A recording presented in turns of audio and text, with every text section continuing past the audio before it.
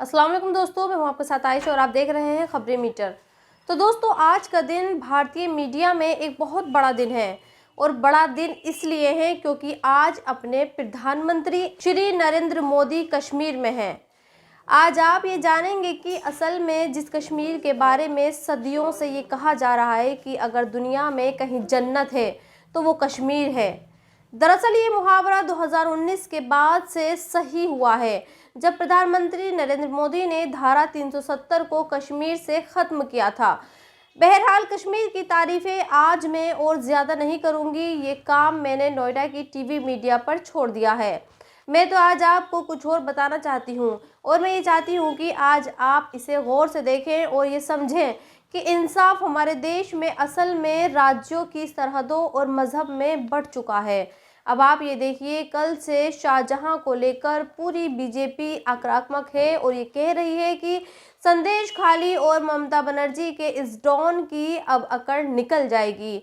अब इसे ये पता चलेगा कि बीजेपी जिसे सलाखों के पीछे भेजना चाहती है उसका अंजाम क्या होता है।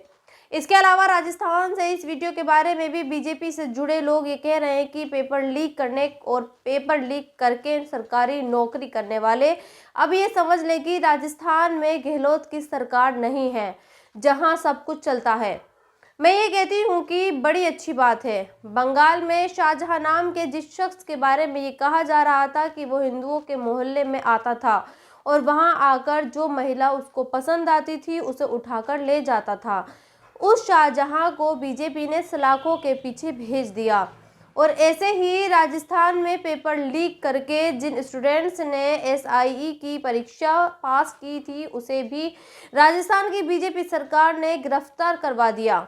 लेकिन मेरा बीजेपी के लोगों से सिर्फ एक ही सवाल है, एक्चुअली ये सवाल नहीं, आज मैं बीजेपी के इन इंसाफ पसंद लोगों को कुछ दिखाना चाहती हूँ और मैं ये चाहती हूँ कि जिस तरह से इन्हें संदेश खाली की फिक्र सता रही थी और जिस तरह से इन्हें राजस्थान के पेपर लीक करवाकर परीक्षा पास करने वालों की फिक्र सता रही थी, ठीक वैसी ही फिक्र ये कानपुर की बेटियों और उत्तर प्रदेश के पेपर लीक करने वालों और हरियाणा के नकलचियों के लिए भी कर लें तो फिर हमारा ये देश वाकई सोने की चिड़िया बन जाएगा। दरअसल आपको याद होगा कि पिछले महीने कानपुर में 2 लड़कियों के शव पेड़ से लटके हुए मिले थे।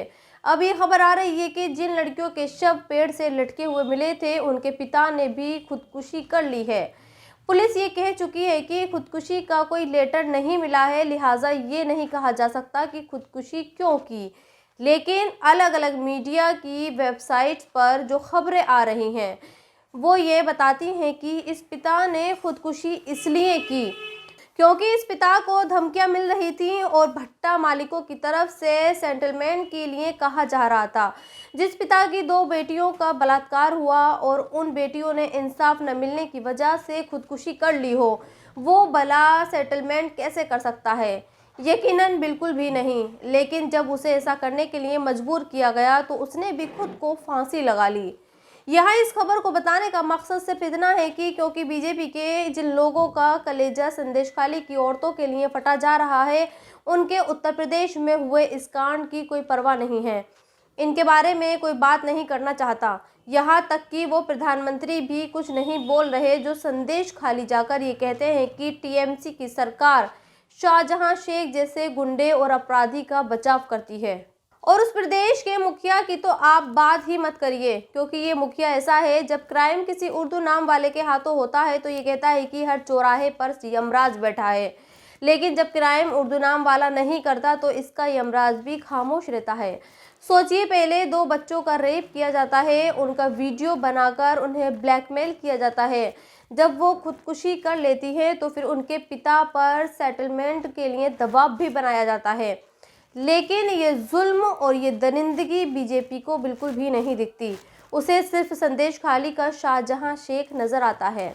खैर, आगे बढ़ते हैं और अब आपको ईडी नाम के उस हॉर्लिक्स के बारे में बताती हूँ जो सियासी नेताओं के सारे गुनाहों को माफ़ करके उन्हें नई ताकत और नई ऊर्जा देता है।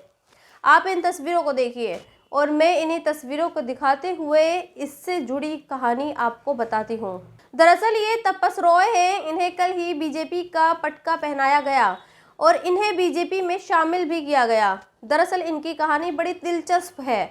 12 जनवरी यानी करीब 2 महीने पहले टीएमसी नेता जिसका नाम तपस रॉय है, उसके घर पर छापा पड़ता है, जिसके बाद तपस रॉय को ये बयान आता है कि ईडी का ये छापा पॉलिटिकली मोटिवेटेड है और इसकी स्क्रिप्ट बीजेपी ने ही लिखी है।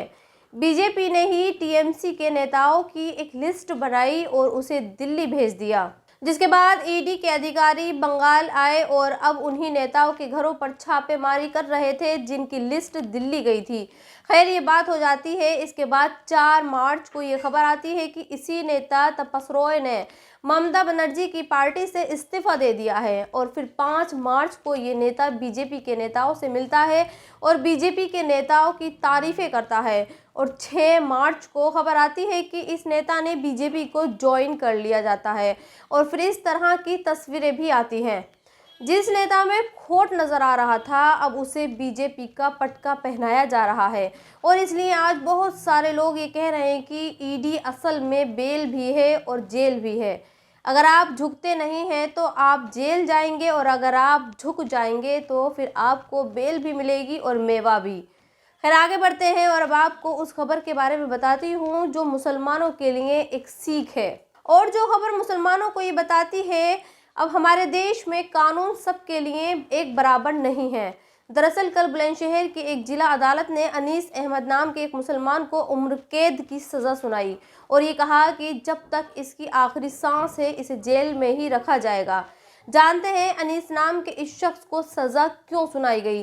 क्योंकि इस पर यह आरोप है कि इसने एक हिंदू लड़की को धोखा दिया। पहले अपना नाम छुपाकर हिंदू लड़की को प्रेम जाल में फंसाया, उसके साथ सेक्सुअली संबंध बनाए और फिर उसका जबरन धर्म परिवर्तन करवाने की कोशिश की। लिहाजा अदालत ने कथित रूप से धर्म परिवर्तन कराकर विवाह यानी शादी करने के इल्जाम में अनीस को उम्र कैद की सजा सुना दी। सोचिए, हम आए दिन सोशल मीडिया पर मुस्लिम लड़कियों को देखते हैं जो मंदिरों में जाकर अपना धर्म परिवर्तन करके हिंदुओं से शादी करती हैं, लेकिन तब कोई ये नहीं कहता कि इन लड़कियों को ज़बरदस्ती धर्म परिवर्तन करवाया गया है। लेकिन मुस्लिम लड़कों के मामले में लड़के और लड़की के बीच प्यार और संबंधों को फ़ौरन धर्म परिवर्तन और लव जिहाद का नाम दे दिया जाता है।